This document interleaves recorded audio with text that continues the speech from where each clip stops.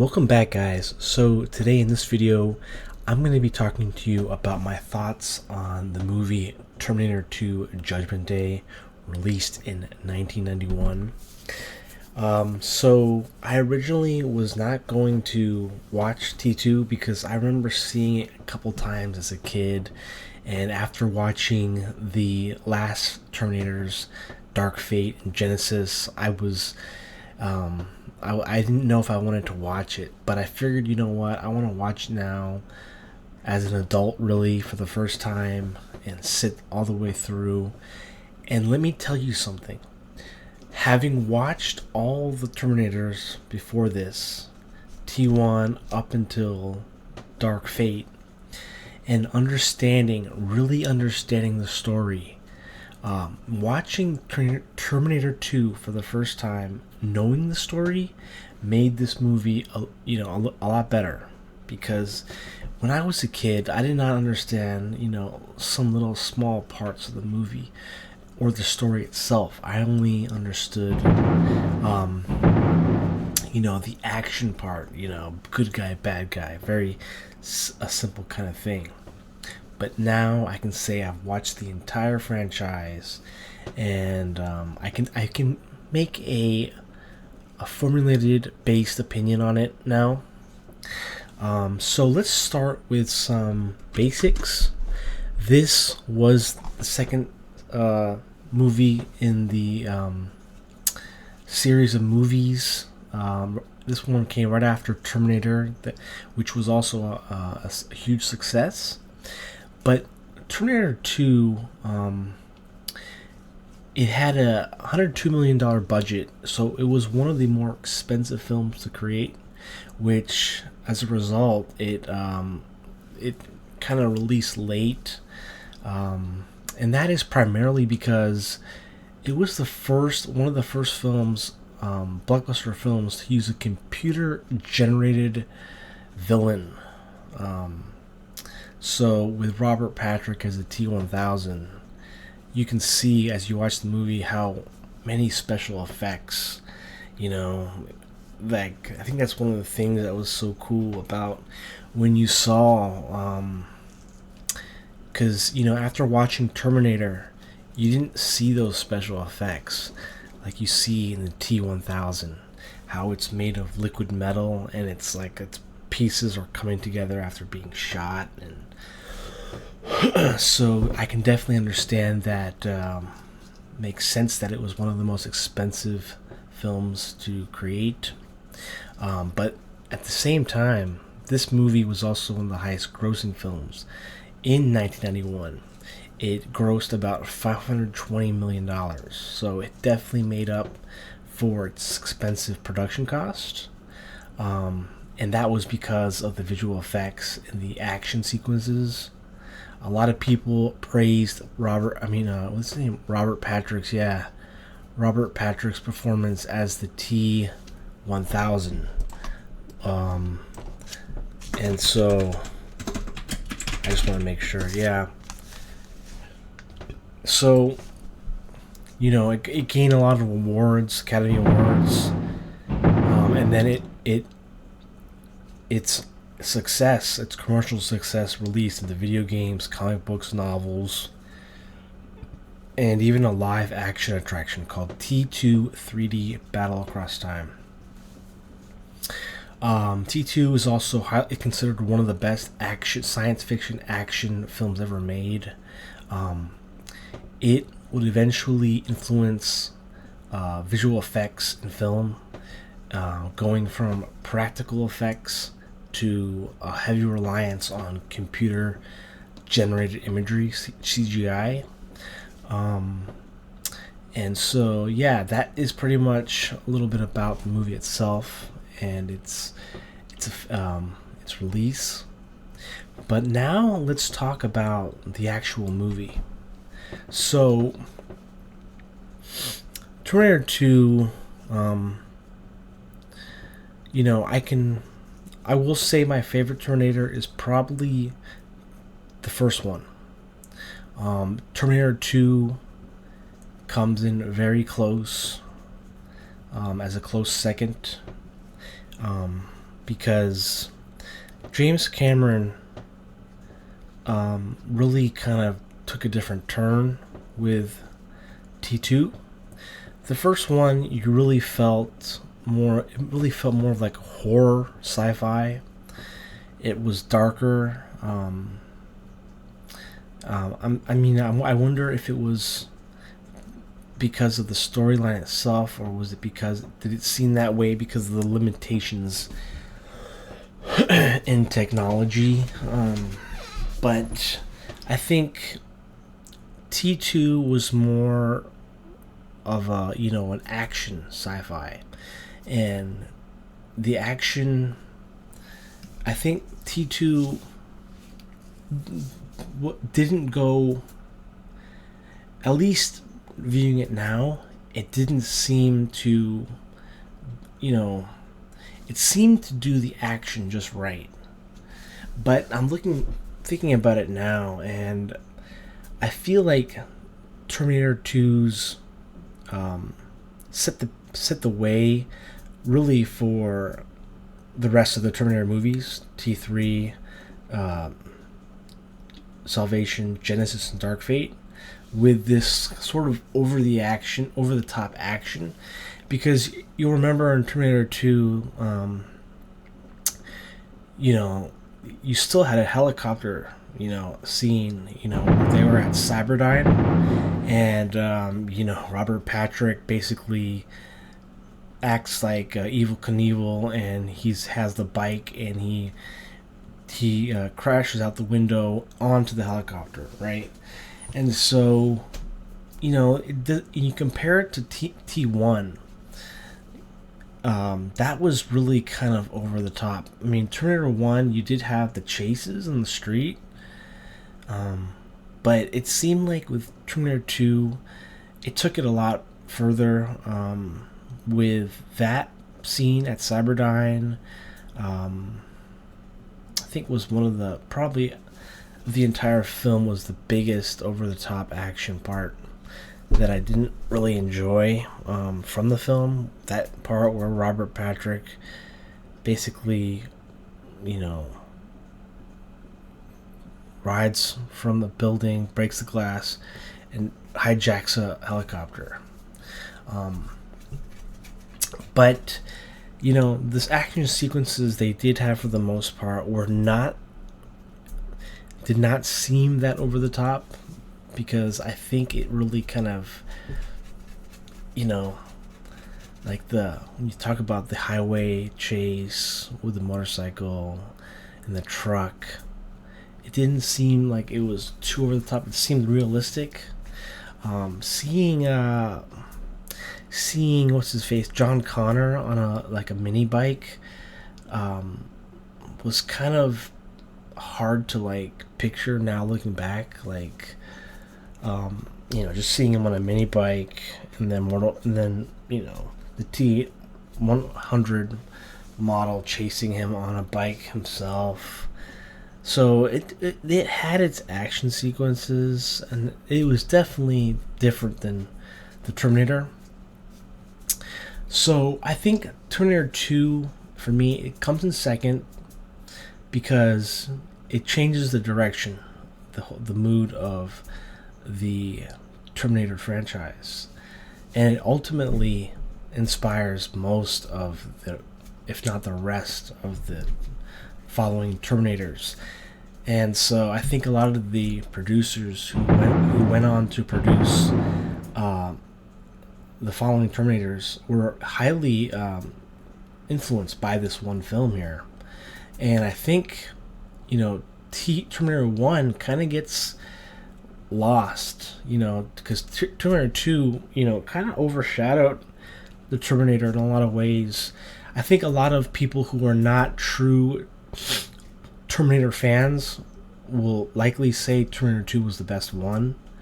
But I really think you have to watch all the Terminators to really kind of understand that Terminator 2 was the best in what it was trying to do, in the direction that it took, when you compare it to Terminator 1.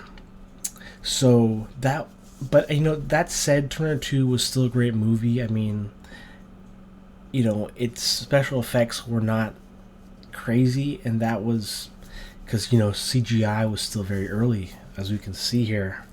And you still kind of, but you didn't get that horror side. You didn't really get that horror side from it, or that darkness. A lot of the movie, for the most part, was shot in the daytime.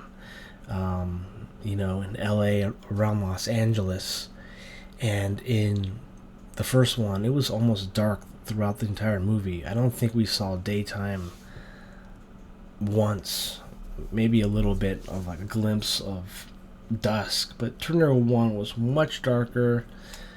The tone of the movie was always dark in Los Angeles, 1984, right? But this movie was still a great one to watch. I think it did a great job in explaining the story.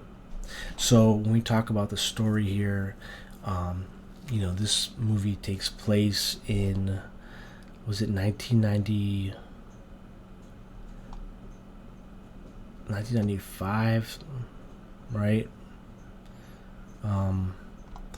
But basically, the future, Skynet sends an advanced T-1000, the shape-shifting Terminator, which is liquid metal, back in time to kill John Connor when he's a child. So the Resistance failed before in 1984 by sending the T-800 to kill Sarah Connor. And so Kyle Reese, John Connor's dad, stopped that. So the future then creates the T-1000 and sends it back in time to try to kill John Connor now that he's a child. But John Connor, being the Resistance, the leader of the Resistance, reprograms a T-800 Terminator and sends it from the future to save him and protect him. So that's where the movie opens up. And and then you see that Sarah is in a mental hospital because of what had happened from the last film. No one believed her. No one believed her story about her prophecies about Judgment Day at all. So you can see that she's seen as psycho. Even John Connor, the memories he has of his mom up until that point, he thought she was a psycho, right?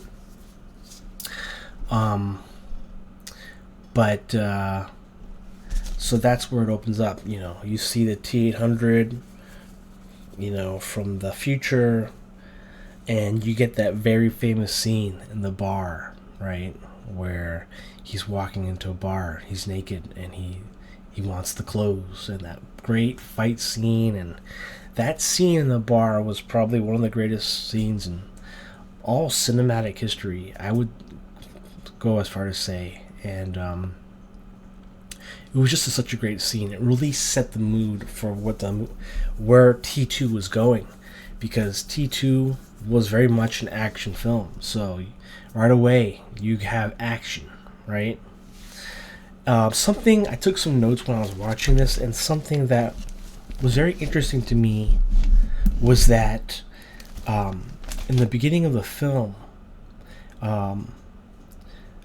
the T-800 model, the reprogrammed model from John, reprogrammed from John Connor himself, he breaks into the bar, he steals the biker's clothes, and he puts on those sunglasses, right?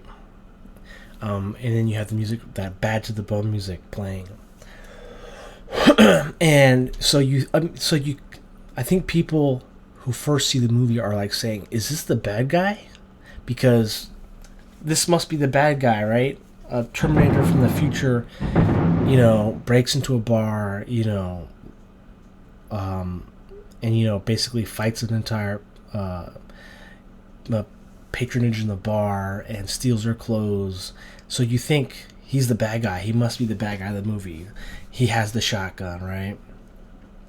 And then on the other side, the T-1000, you can see where his character, originates, right?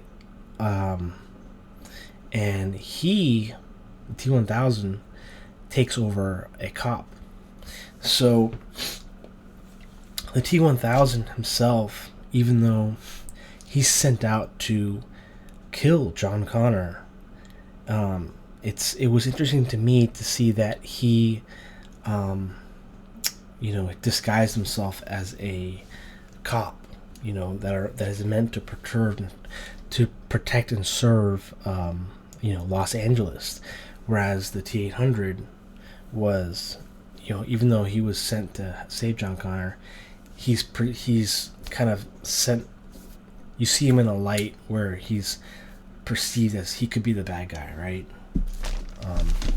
And another thing that kind of doesn't really throw me off in a way, but it can get confusing, is that this reprogrammed T-800, is also played by Arnold, which makes sense because that's what the T-800 was in the first film. But I think it gets confusing to people because people think that, from the first film, Arnold was the bad guy. And so I think a lot of people kind of forget that, Arnold, the T-800 itself is still a bad machine. But the fact that it's reprogrammed is what makes it, a special machine. So that's what's I think can trip people up a little bit. Because you have, the same actor portraying the bad version of the same model, and then in the second one he's portrayed as as a quote unquote good version, reprogrammed model. But I think that's also one of the strong points of Terminator 2 was that sort of, reprogramming the machine. And a machine that was sent originally from the past to kill John Connor is now being used to protect him. So another interesting thing that I want to mention was that,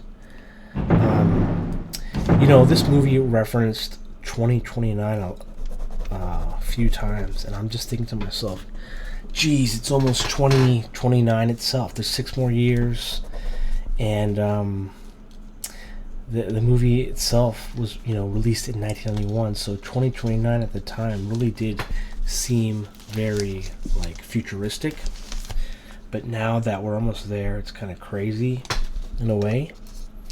Another thing that I forgot to mention was 3D movies. I don't know when they started becoming a thing, when you put the 3D sunglasses on, but I think this movie, Terminator 2 Judgment Day, had a 3D version where users could put on some 3D glasses and it would give you that experience. So I just wanted to mention that. Originally, I had thought that I was going to tie T1 and T2, but after watching it, I will say that Terminator 2 comes at a very close second, mainly because it changes the feeling from the first, with more action oriented. But I think it's still really good. James Cameron carries over, and you can still tell that it's very much a James Cameron production. What else did I want to say? So this story as well, it's also focused on Cyberdyne Systems, and so Cyberdyne Systems was basically the company that created Skynet before Skynet became self-aware. And Skynet itself was designed to was supposed to be completely automated, and the direction that it wanted to go was to not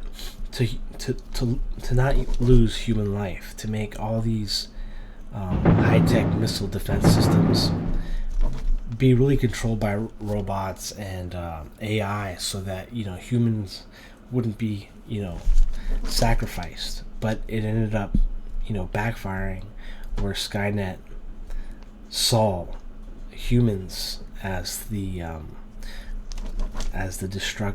destroyer of the human race. So very interesting to see that kind of theme play out, because it makes sense in a way, right? Humans, for as long as humans have, humans have been on this earth, have basically,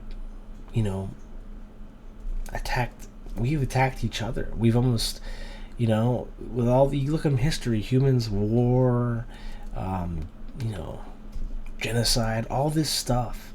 So you kind of feel like, wow, maybe the machines are right. Maybe humans are, the creators and destroyers of their own civilization. So let's see here.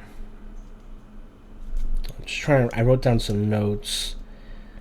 Another thing that Terminator 2 kind of hints on, that I think people may not see, is that there is kind of like, I don't want to call it like a daddy issue kind of movie, but you have to understand that John Connor's own father was killed, right?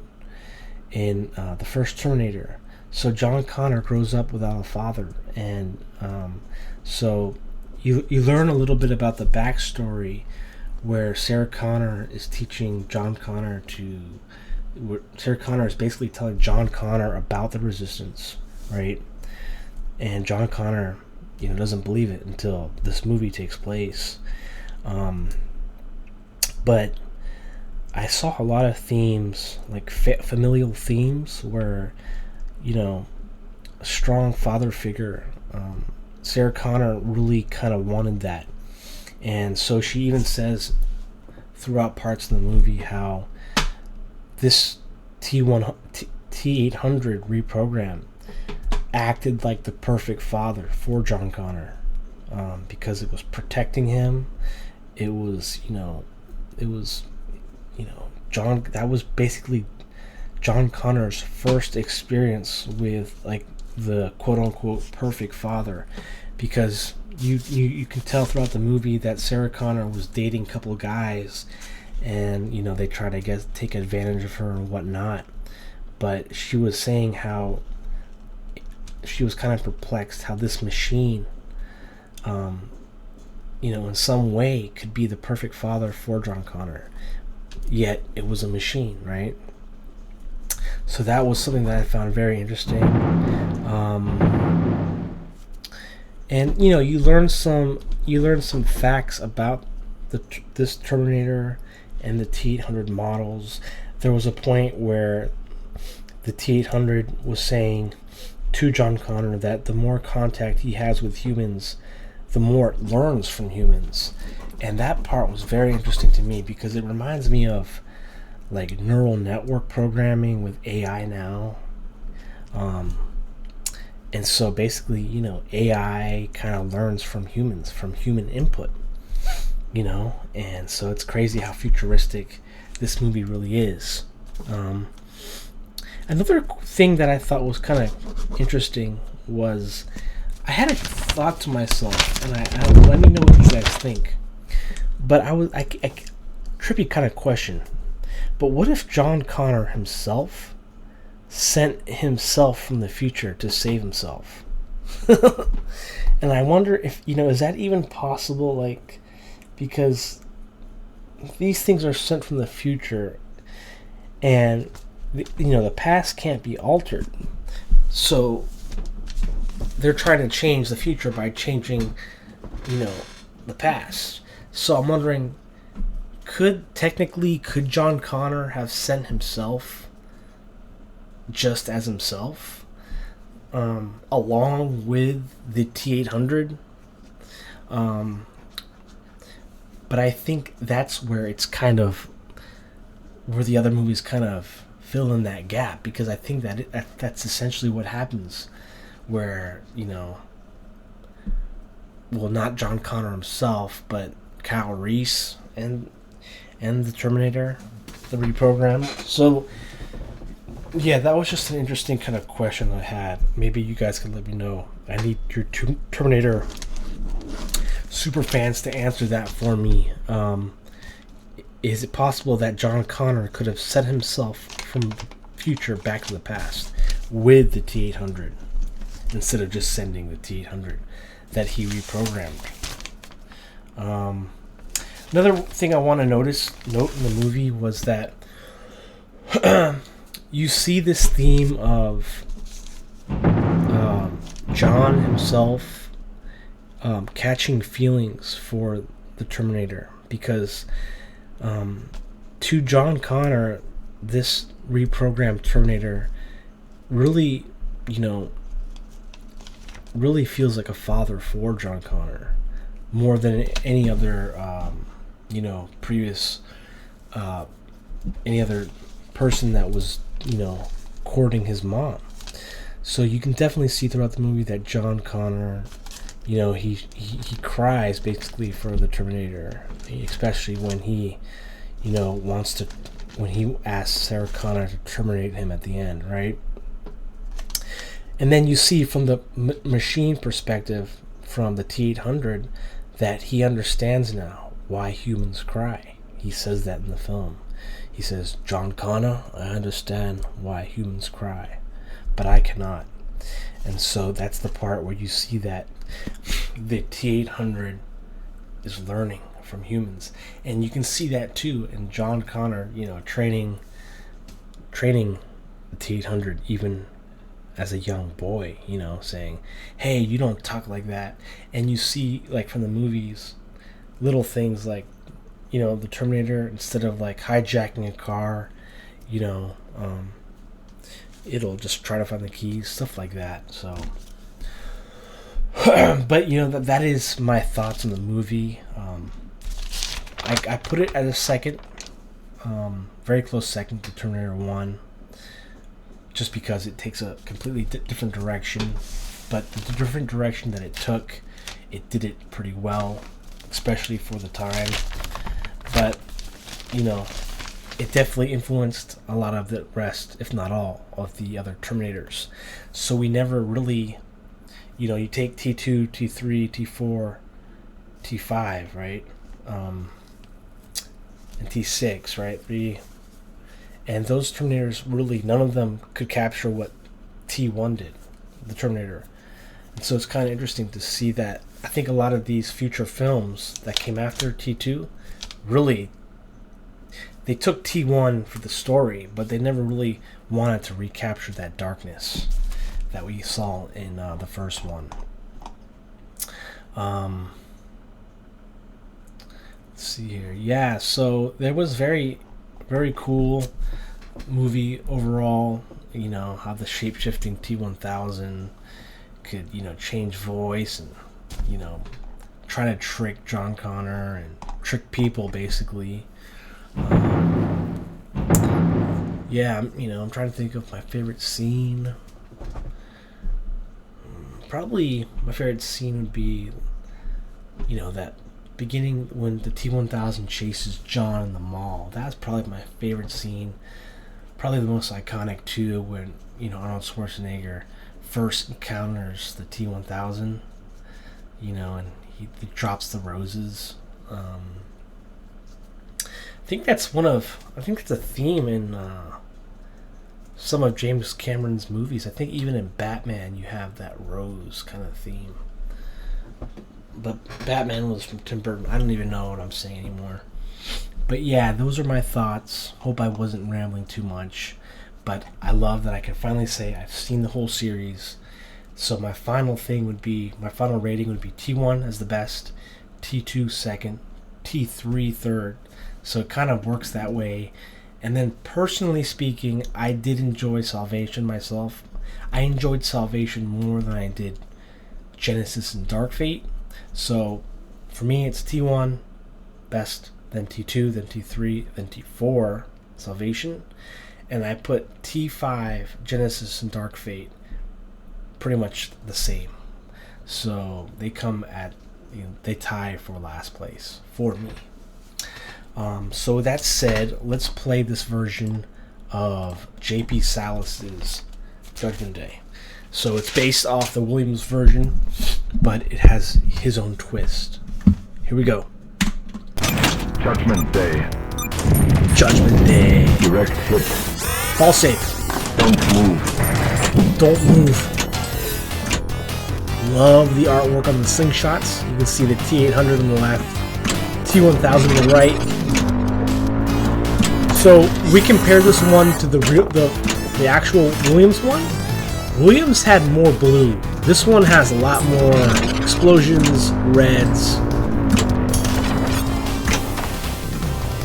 So I think you don't get as much of a futuristic feel as much as you did with T2, but you have more of that explosions.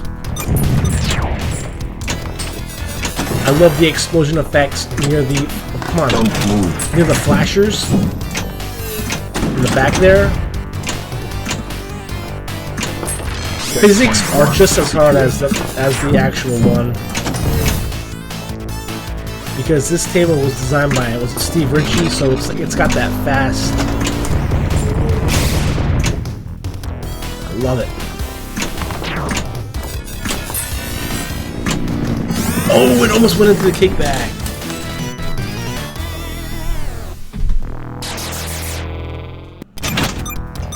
Skill shot. Yep.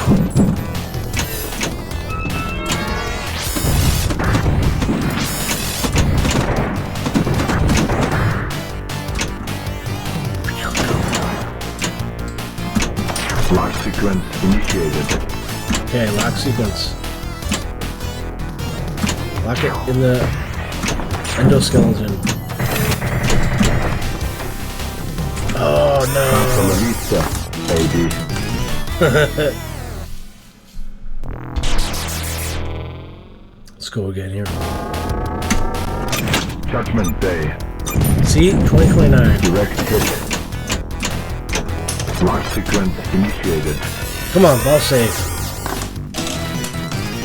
It's a hard table. It's a beautiful one.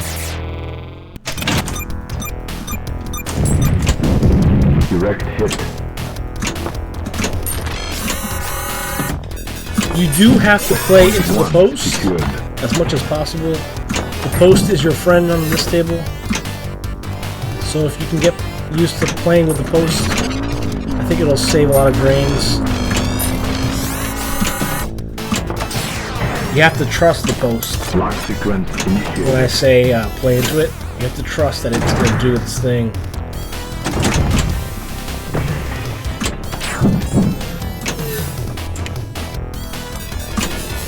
Passcode secured. Passcode secured.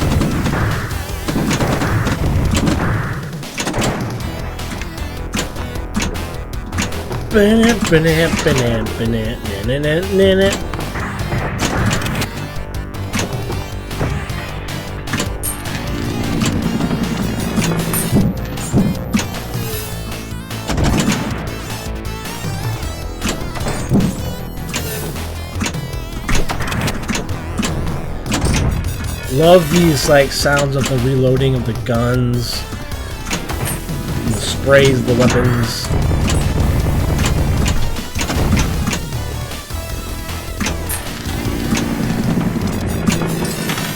Let's go.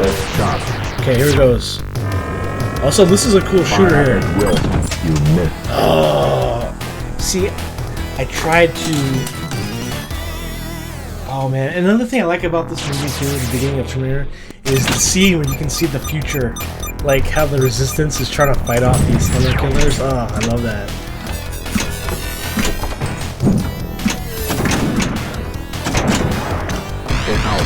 Jackpot.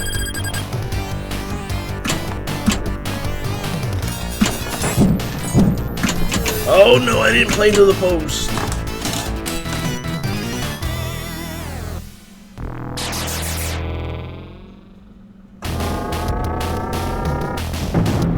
Well, guys, I'm going to keep it here. I don't want this video to go too long. But I hope you enjoyed my thoughts on T2 and this version from JP Salas. I'll be back. In this episode of Pinball A Movie. Till next time, I'll catch you guys later. Take care.